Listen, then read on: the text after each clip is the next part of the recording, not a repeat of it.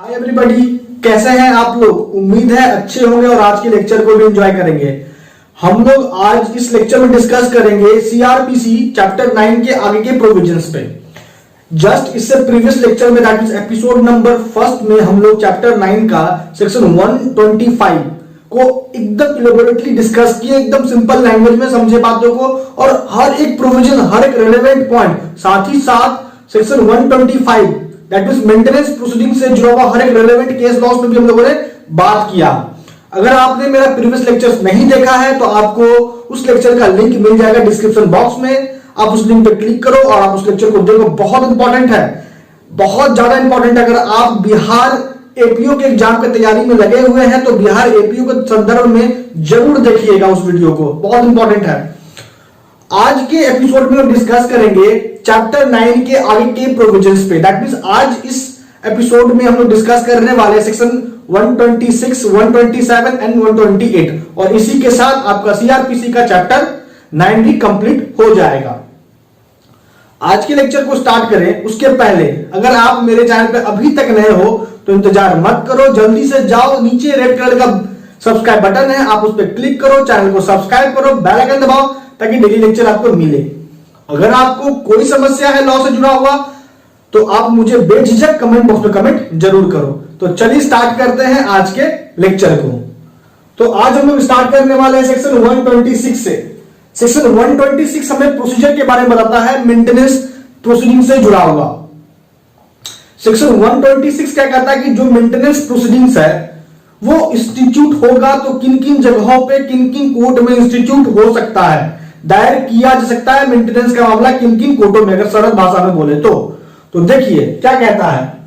पहला पॉइंट कि जो भी कार्रवाई होगी एकदम पॉइंट वाइज देखिए कि मैं आपको हर एक सबसेक्शन में कही गई बातों को बताऊंगा बड़े सरलता से। बस एक बार फिर आप लोगों से रिक्वेस्ट है कि लेक्चर को देखते वक्त अपने पास बेयर एक्ट और अगर संभव है तो टेक्स्ट बुक जरूर रखिए और उसके साथ साथ नोटबुक भी रखिए ताकि आपका खुद का पर्सनल जो मेरे बातों से आप समझो और उसको तुरंत आप राइट डाउन करो ताकि आपको बात एकदम एक बार में सटीक जाए और कभी आप मत भूलो कॉन्सेप्ट को, ऐसा पढ़ो, है ना। इस तरीके का उद्देश्य से मैं वीडियो बनाता हूं। तो देखो बात को आप पकड़ो। सबसे पहले क्या कहता है सबसेक्शन 1 कि कोई प्रोसीडिंग जो 125 के तहत दैट मींस कि मेंटेनेंस प्रोसीडिंग जिस भी व्यक्ति के खिलाफ दायर होगा वो कहां कहां किया जा सकता है।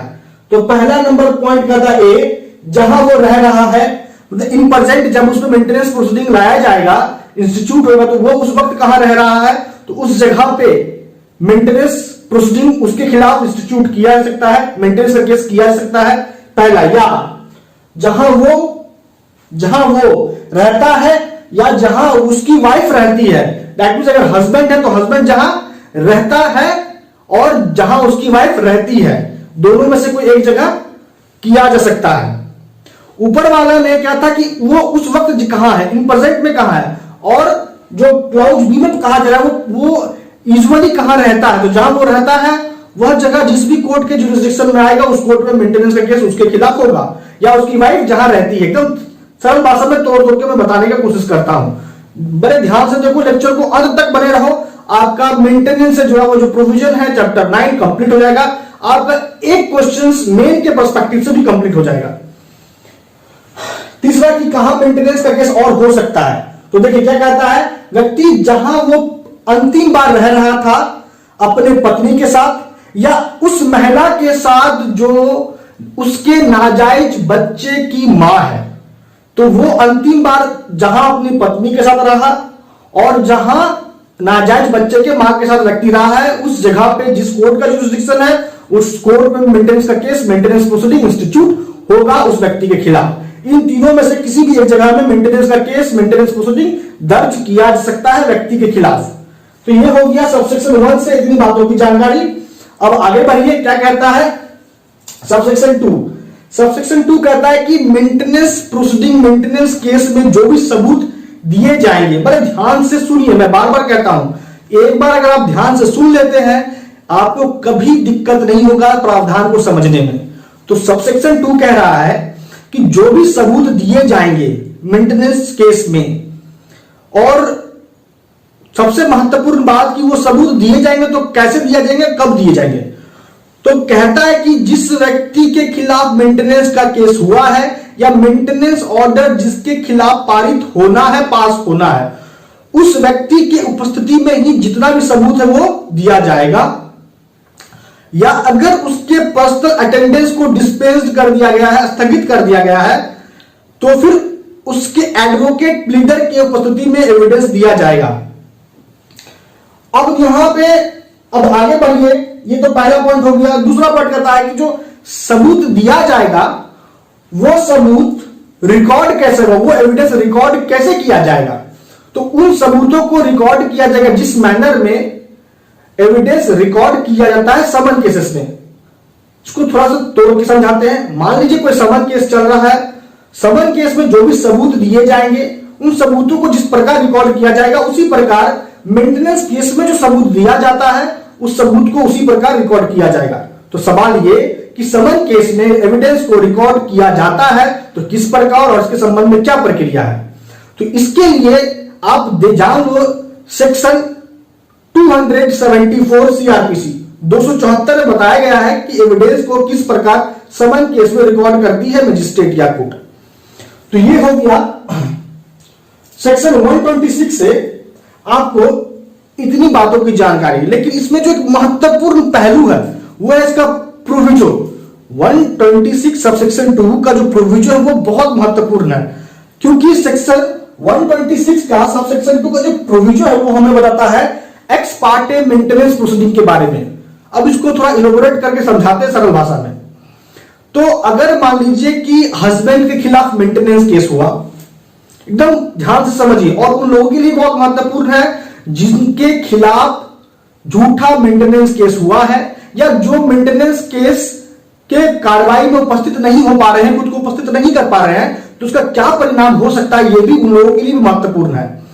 तो प्रोविजो कहता है, पॉइंट पे आते हैं, प्रोविजो कहता है कि मान लीजिए कि जिस व्यक्ति के खिलाफ मेंटेनेंस केस हुआ है 125 के तहत सीआरपीसी का, अगर वो व्यक्ति कोर्ट के आदेश पे दैट मीन समन पे नहीं उपस्थित होता है बिफोर कोर्ट, जब केस की सुनवाई हो रही है उस डेट को नहीं उपस्थित हो रहा, वो बार बार जानबूझ के नेग्लेक्ट कर रहा है, रिफ्यूज कर रहा है कोर्ट में आने से, तो ऐसे परिस्थिति में जो पिटिशनर है वो court say that means magistrate से, फर्स्ट क्लास मजिस्ट्रेट से एक्स पार्टे प्रोसीडिंग का मांग करेगी। दैट मींस कि मेंटेनेंस की कार्रवाई को एक तरफा सुना जाए। और यहां पे मजिस्ट्रेट को अगर पिटिशनर इस बात से सेटिस्फाइड कर दिया कि वाकई में समन इशू होने के बावजूद भी रिस्पोंडेंट जानबूझ के नेग्लेक्ट कर रहा है, कोर्ट में नहीं आ रहा है मेंटेनेंस की कार्रवाई में, तो फिर यहां पे मजिस्ट्रेट रिस्पोंडेंट के खिलाफ एक्स पार्टे प्रोसीडिंग का निर्देश जारी कर देगी। यह तो एक पहलू हुआ। दूसरा पहलू को समझिए। दूसरा पहलू कहता है कि कभी कभी ऐसा भी तो हो सकता है कि कोई मजबूरी हो रहा हो हस्बैंड का, इसलिए वो नहीं आ सका। तो अगर हस्बैंड जिस डेट को एक्स पार्टे प्रोसीडिंग का आदेश जारी हुआ मजिस्ट्रेट के द्वारा, उस डेट से 3 महीना के भीतर, एकदम पॉइंट को नोट कीजिए, जिस डेट को एक्स पार्टे प्रोसीडिंग का आदेश जारी हुआ है उस डेट से 3 महीना के भीतर अगर हस्बैंड दैट मींस रिस्पोंडेंट मान के चलते हैं, ठीक है, तो वो अगर मजिस्ट्रेट को इस बात से सेटिस्फाई कर दे कि नहीं, वो जो नहीं आ रहा था, वो मेंटेनेंस के कार्रवाई में खुद को उपस्थित नहीं कर पा रहा था, वो जानबूझ के नेग्लेक्ट नहीं कर रहा था, उसके पास कोई उचित कारण है इस बात का, वो कारण अगर रिस्पोंडेंट बताता है और मजिस्ट्रेट उसके कारण से सेटिस्फाइड हो जाती है, तो फिर इस सिचुएशन में जो एक्स पार्टी प्रोसीडिंग चल रहा है रिस्पोंडेंट के खिलाफ, वो हस्बैंड भी हो सकता है, उस एक्स पार्टी प्रोसीडिंग को मजिस्ट्रेट क्या करेगी, खारिज कर देगी। तो ये बहुत महत्वपूर्ण था प्रोविजो, जो आपको नोट करना है, ध्यान में रखना है। तो ये हो गया सेक्शन 126 से इतनी बातों की पूरी तरीके से जानकारी। आगे बढ़े दोस्तों, उसके पहले अगर आपने मुझे अभी तक इंस्टा पे फॉलो नहीं किया है तो इंस्टा का लिंक आपको डिस्क्रिप्शन में बॉक्स में मिल जाएगा, आप उस पर क्लिक करो और मुझे वहां पे भी फॉलो करो। कोई भी पर्सनल क्वेरी हो, कोई भी लीगल एडवाइस चाहिए आपको, तो आप मुझे इंस्टा पे फॉलो करो, मैं आपके लिए हर वक्त अवेलेबल हूं। और सबसे महत्वपूर्ण कि अगर आपने मुझे अभी तक फेसबुक पेज पे फॉलो नहीं किया है तो फेसबुक पेज का भी लिंक आपको डिस्क्रिप्शन बॉक्स में मिलेगा, आप उस पर क्लिक करके मुझे फेसबुक पेज पे भी फॉलो कर सकते हो। और तीसरा नंबर पॉइंट कि अगर आप जुडिशियल एस्पायरेंट हो और जुडिशियल एग्जाम के संदर्भ में तैयारी करना चाहते हो और इसके लिए किसी ग्रुप से जुड़ना चाहते हो तो जुडिशियल एग्जाम ग्रुप एक है फेसबुक पे, उसका लिंक मैंने आपको डिस्क्रिप्शन में दिया है, आप उस पर क्लिक करो और उस ग्रुप से जुड़ो, बहुत बेनिफिशियल होगा आप लोगों के लिए। अब आते हैं पॉइंट पे।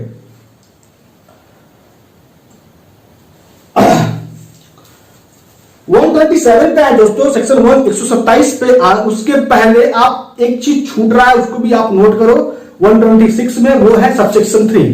सबसेक्शन 3 कहता है कि कॉस्ट को लेके मजिस्ट्रेट ज्यादा इंपॉर्टेंट नहीं है, फिर भी आप समझो मेंटेनेंस प्रोसीडिंग में जो भी खर्च होगा उस संबंध में कोर्ट आदेश जारी करती है और जिस पार्टी को भी निर्देश दिया जाएगा कि कोर्ट को कॉस्ट जो है उस प्रोसीडिंग का पेड किया जाना है तो मजिस्ट्रेट ऐसा आदेश जारी कर सकती है सबसेक्शन 3 के तहत 126 का, चैप्टर 9 सीआरपीसी। अब आइए 127 में। सेक्शन 127 करता है अल्टरेंस इन अलायंस। मान लीजिए कि एक बार मेंटेनेंस अलायंस का ऑर्डर पास हो गया तो क्या ये परमानेंट रह जाता है क्या? नहीं, इसमें बदलाव किया जा सकता है। तो मैं आपको मुख्यतः कुछ ग्राउंड बताऊंगा कि जिस ग्राउंड पे मेंटेनेंस अलायंस को, गुजारा भत्ता को या उसके अमाउंट को घटाया भी जा सकता है और बढ़ाया भी जा सकता है। तो ये किन किन परिस्थितियों में होगा, किन किन ग्राउंड पे होगा, ये आप जानो। तो सबसे पहला कहता है कि चेंज इन सर्कमस्टांसेस, मतलब कि जिस व्यक्ति को मेंटेनेंस दिया जा रहा है अगर उसके परिस्थिति में कुछ बदलाव आ गया या जो व्यक्ति मेंटेनेंस दे रहा है उसके परिस्थिति में कुछ बदलाव आया, अच्छा हो या खराब हो, उसके अकॉर्डिंग जो मेंटेनेंस अलायंस का जो अमाउंट है उसको बदल दिया जाएगा मजिस्ट्रेट के द्वारा। ये पहला ग्राउंड। दूसरा ग्राउंड है कि मान लीजिए कि सिविल कोर्ट का, कंपिटेंट सिविल कोर्ट का कोई आदेश जारी हुआ और उस आदेश का ऐसा प्रभाव है कि इसके कारण मेंटेनेंस अलायंस को बदल देना चाहिए, तो फिर यहां पे भी मेंटेनेंस अलायंस को बदल दिया जाएगा। गुजारा भत्ता जो मिल रहा है वो बदल दिया जाएगा। जैसे थोड़ा उसको समझ लीजिए, एग्जाम्पल के तौर पे मान लेते हैं कि हस्बैंड अपने वाइफ को मेंटेनेंस अलाउंस दे रहा है 10,000 रुपया, लेकिन अब उस हस्बैंड के खिलाफ सिविल कोर्ट का कोई डिग्री पास हुआ है और उस डिग्री के आधार पे उस हस्बैंड के जमीन को जब्त कर लिया गया, अटैच कर लिया गया है और उसी जमीन से मेंटेनेंस अलाउंस अपनी वाइफ को हस्बैंड दे रहा था। तो इस सिचुएशन में क्या किया जाएगा? बदलाव कर दिया जाएगा मेंटेनेंस अलाउंस में। तो ये वो दूसरा number ground. Third number ground है रीमैरिज। अगर वाइफ दूसरी शादी कर लेती है तो फिर उसके मेंटेनेंस अलायंस को समाप्त ही कर दिया जाएगा, उसको देने की आवश्यकता ही नहीं है। तो रीमैरिज के ग्राउंड पे भी बदलाव होता है, टोटली बदल जाता है। मतलब जो मिल रहा है मैरिज रीमैरिज हो गया वाइफ का तो फिर उसके बाद वाइफ को हस्बैंड लायबल नहीं है कि मेंटेन करे।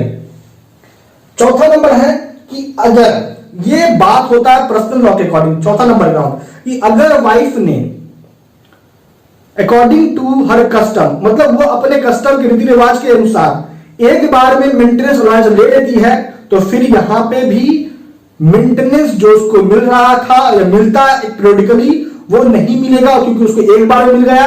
तो यहां पे फिर हस्बैंड बार बार मेंटेनेंस देने का लायबिलिटी हस्बैंड पे नहीं होगा। तो ये था अकॉर्डिंग टू मुस्लिम लॉ, है ना, कि wife entitled to be maintained during her period of इद्दत। इद्दत पीरियड के दरमियान तक ही ऐसा माना जाता था कि इद्दत के पीरियड तक ही वाइफ को मेंटेनेंस दिया जाता है, हस्बैंड के द्वारा दिया जाना चाहिए। लेकिन इसमें सबसे महत्वपूर्ण जजमेंट सुप्रीम कोर्ट का आया, वो था Daniel Latif versus union of India का। रिपीट करते हैं, नोट करो, Daniel Latif versus union of India. इस केस में सुप्रीम कोर्ट ने कहा कि नहीं, मुस्लिम वुमेन अधिकृत है, वो इंटाइटल्ड है कि उसको मेंटेनेंस मिले even after the period of इद्दत। और ये बहुत इंपॉर्टेंट केस था। तो ये भी ग्राउंड बन जाता है जब मेंटेनेंस अलाउंस मिल रहा है और उसको कोर्ट मना कर देगी हस्बैंड को, रिस्पोंडेंट को मेंटेनेंस अलाउंस देने से। परिस्थिति क्या है पहले ये जानो कि अगर उसको एक बार में पूरा अमाउंट मिल गया तो ये अकॉर्डिंग टू कस्टम होता है। इसके संदर्भ में मैंने आपको एलैबोरेटली एग्जांपल भी दिया, समझाया और रिलेवेंट केस लॉ भी बताया, ये नोट कर लेना आप। और जो लास्ट ग्राउंड है वो यह है कि अगर मान लीजिए वाइफ को जो मेंटेनेंस मिलना है, जो अधिकार है वाइफ का मेंटेनेंस का, और अगर वाइफ अपने उस अधिकार को वेट कर दे, त्याग कर दे, तो फिर यहां पे कोई लायबिलिटी नहीं बनता है हस्बैंड का कि वो अपनी वाइफ को मेंटेन करे, क्योंकि उसने अपने राइट को त्याग दिया है। क्योंकि ये जो राइट है टू बी मेंटेनेंस, वो एक वेवियर राइट है, मतलब उसको वेट किया जा सकता है, त्यागा जा सकता है। तो इस सिचुएशन में भी बदलाव हो सकता है मेंटेनेंस अलायंस में, पूरे तरीके से बदलाव हो जाएगा अगर पारित हो चुका है मेंटेनेंस ऑर्डर। तो ये कुछ ग्राउंड है जिसके आधार पर मेंटेनेंस अलायंस को बदला जा सकता है, पार्शली और एब्सोल्युटली दोनों तरीके से। तो आप इसको ध्यान देना। अब आगे बढ़ते हैं, सेक्शन 128 पे आते हैं। सेक्शन 128 पे है दोस्तों, उसके पहले अगर आपको वीडियो वाकई में अच्छा लगता है, बात समझ में आती है, बात आपके दिमाग में जाके सेट होती है, तो आप वीडियो को लाइक कीजिए, शेयर कीजिए अपने स्टडी रिलेटेड ग्रुप में, और कमेंट में बताइए मुझे कि कैसा लगा, क्योंकि आपके लाइक से, आपके कमेंट से वाकई में बहुत मोटिवेशन मिलता है। तो आते हैं नेक्स्ट नंबर पॉइंट पे, सेक्शन 128। सेक्शन 128 कहता है enforcement of order of maintenance. अगर मान लीजिए मेंटेनेंस अलायंस का ऑर्डर पास हुआ पिटिशनर के फेवर में, तो सबसे पहले क्या किया जाएगा, मजिस्ट्रेट उसका कॉपी पिटिशनर को दे देगी, अगर पिटिशनर माइनर है तो उसके गार्जियन को दे दिया जाएगा। और वो जो मेंटेनेंस ऑर्डर है, सेक्शन 128 कहता है कि उस ऑर्डर को कहीं भी एग्जीक्यूट किया सकता है, जहां भी रिस्पोंडेंट पाया जाएगा वहां पे वो ऑर्डर उसके खिलाफ एग्जीक्यूट हो जाएगा। बस शर्त क्या है कि कोर्ट को पहले इस बात से सेटिस्फाई करना होगा कि रिस्पोंडेंट वही व्यक्ति है जिसके खिलाफ ऑर्डर ऑफ मेंटेनेंस जारी हुआ है। इस बात को सिर्फ पिटिशनर को साबित करना है, मतलब आइडेंटिटी को साबित करना है रिस्पोंडेंट का और पर्सन जिसके खिलाफ वो ऑर्डर ऑफ मेंटेनेंस एग्जीक्यूट किया जा रहा है। तो जाके रिस्पोंडेंट कहीं भी पाया जाएगा वहां पे ही वो ऑर्डर ऑफ मेंटेनेंस एग्जीक्यूट हो जाएगा, हो सकता है, वो कहता है सेक्शन 128 ऑफ द सीआरपीसी। तो दोस्तों अब आ चुका है इस लेक्चर को कंक्लूड करने का टाइम। हम लोगों ने आज इस लेक्चर में, आज इस एपिसोड में डिस्कस किया सेक्शन 126, 127, 128 और इसी के साथ आपका सीआरपीसी का चैप्टर 9 का भी जो प्रोविजंस है वो कंप्लीट हो गया और एक चैप्टर और घट गया आप लोगों का सीआरपीसी का। मैं फिर कहता हूं दोस्तों कि अगर आपको लेक्चर अच्छा लगा तो इसे लाइक कीजिए, शेयर कीजिए और कमेंट करके बताइए जरूर, क्योंकि आपके लाइक से, शेयर से बहुत मोटिवेशन मिलता है। तो दोस्तों आज लेक्चर में इतना ही। आपका अब तक हमारे साथ बने रहने के लिए बहुत बहुत धन्यवाद।